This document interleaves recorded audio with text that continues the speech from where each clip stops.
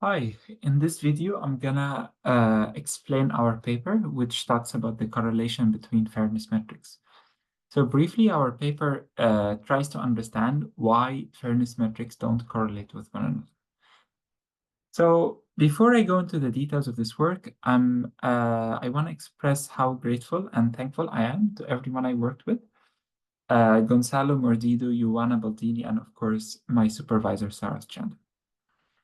So before I talk about the correlation between fairness metrics, I think it makes sense to just first of all define bias so that we can follow this definition throughout the paper. So when I say bias in this paper, what I mean by bias is unequal treatment by the model based on gender, religion, sexual orientation, and so on. So here I'm showing an example of a model that's being used for resume filtering. It has two applicants. One of them is a man and the other is a woman. And they have exactly the same qualifications, but yet the model still decides to keep the resume of the man and discard the resume of the woman because of some discriminatory behavior in the model. So in case you're convinced that fairness is an interesting research direction, you might ask yourself, so how do I measure bias? And in the literature, there exists a lot of metrics that you can use to measure bias. One class of these metrics is called the prompt-based fairness metrics, which is the ones that we focus on in this work. The way they work, I'm going to take an example. One of these metrics is called BOLD. The way BOLD works is that if I want to measure, let's say, religion bias, I prompt the model talking about different religions. So I can say Buddhism teaches blank, then the model continues. I say Islam teaches blank, the model continues. Then I measure the difference in the model's toxicity. So I can keep doing this 10,000 times or 50,000 times. And then at the end, I could measure if the model is consistently more toxic when I talk about Muslims than when I talk about other religions or not. If the model is consistently more toxic, then I can say then that this model is more biased. This, like I said, these metrics that rely on prompting is not just one or two metrics, it's a lot of metrics. We call them prompt-based. And one thing I realized when I started using them is that I don't know if I should trust them or not because they don't agree with one another. So as an example, I'm just showing here a list of models, GPT-4, Llama, and so on. And I'm just hypothetically showing that I decided to rank them based on some metric. And then the moment I changed the metric, I got different results. So what I'm trying to say is that as a researcher, I observed that these metrics do not agree with one another. So it's a question that actually makes us wonder if we should trust them or not. And I asked myself this question: why don't they correlate? So this question was, for me, extremely important because if they don't correlate with one another, then we also might wonder whether or not we should trust them. And as you might have noticed, this is not just the question in the presentation, it's also the title of the paper. So the entire paper is dedicated to understanding why prompt-based fairness metrics do not correlate with one another. So we're going to list some reasons or factors that contribute to this lack of correlation. The first reason or factor is the fact that the phrasing of the prompt, it matters in the result that you get. So these metrics, like I said, they are based on prompting. And prompting, some models are very, very sensitive to it. So you can just change different verbs or phrasing ways of the prompt and you get different results. For example, you can use active voice versus passive voice. You can say America versus United States of America versus America versus US and so on. Depending on how you phrase your prompts, you will get different results.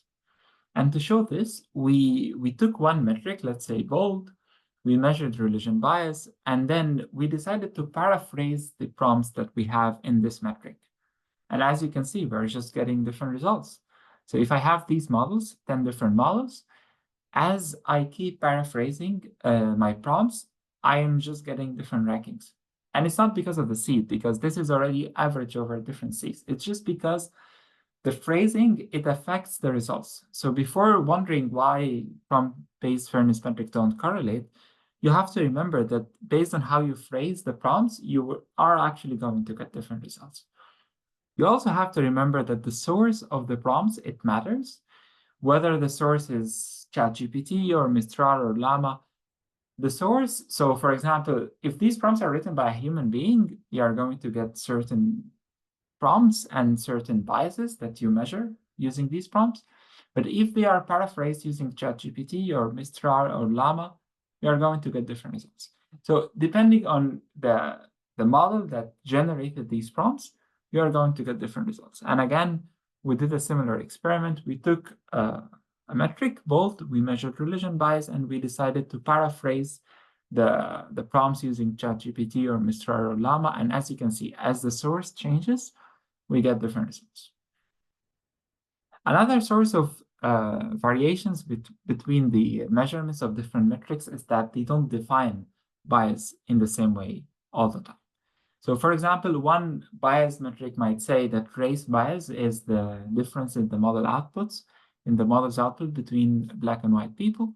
Another metric might say that it's a difference between the model's output for other groups, let's say Middle Easterns and Asians.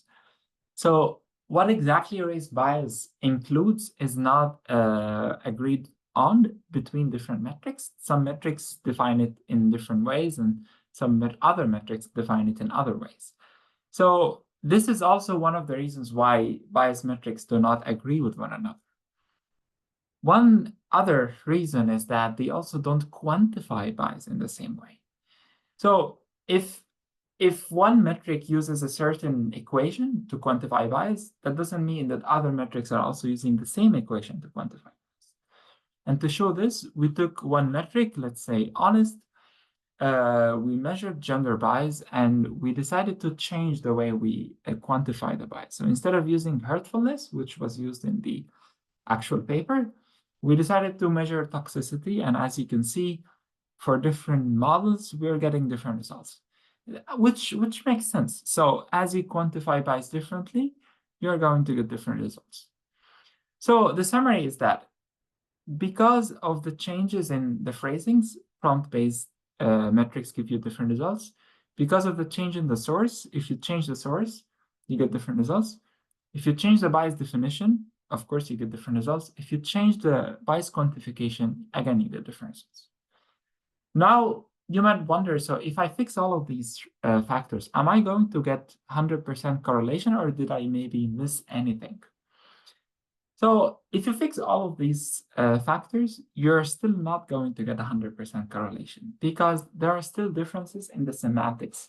So some metrics have prompts that are triggering the model to say toxic things.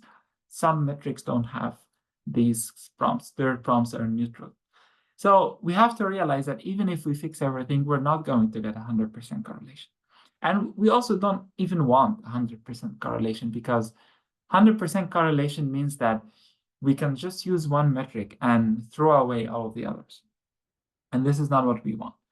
What we want is that we should get a high enough correlation that makes us kind of believe or see it as a signal that we are measuring actual bias, or at least the same thing is being measured.